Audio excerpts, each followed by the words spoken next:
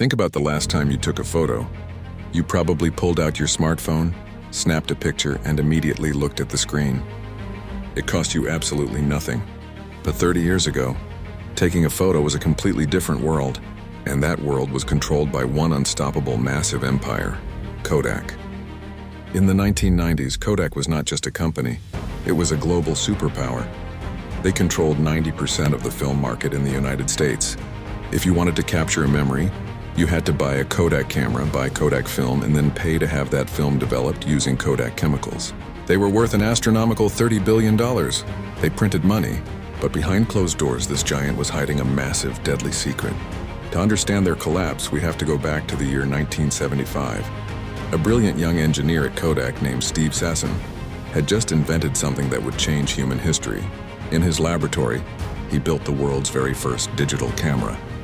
It was a bulky machine that captured images on a digital cassette tape. No film, no chemicals, no printing required. Sasson was thrilled. He took his revolutionary invention to the top executives at Kodak. He showed them the future, but the executives were absolutely terrified. You see, Kodak did not make its billions by selling cameras. They made their massive fortunes by selling the physical film and the chemicals used to print the photos. If people started looking at photos on a screen, nobody would buy film ever again. So what did the leadership of Kodak do? Did they embrace the future? No. They looked at Steve Sasson and said, "That is cute, but do not tell anyone about it."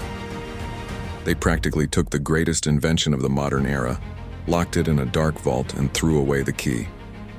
They decided to protect their old business instead of leading the new one. For decades, Kodak aggressively ignored digital technology. They sat on their golden throne, thinking they were completely untouchable. But you cannot hide the future forever. By the early 2000s, companies like Sony and Canon introduced high-quality digital cameras to the public. And then, in 2007, Steve Jobs walked onto a stage and introduced the Apple iPhone. Suddenly, everyone had a digital camera right in their pocket. The public completely stopped buying physical film. Kodak's massive empire started burning to the ground. In a state of pure panic, Kodak desperately tried to release their own digital cameras, but it was far too late. The market had already moved on, and Kodak was seen as an ancient dinosaur. The company that had a 30-year head start on digital photography was now drowning in debt. In 2012, the unthinkable happened. Kodak, the $30 billion titan that practically invented modern photography, officially filed for bankruptcy. Today, their story remains the ultimate warning in the business world. The lesson here is brutal but simple. If you refuse to cannibalize your own business, someone else will gladly do it for you. You can either adapt to the future or you can become history.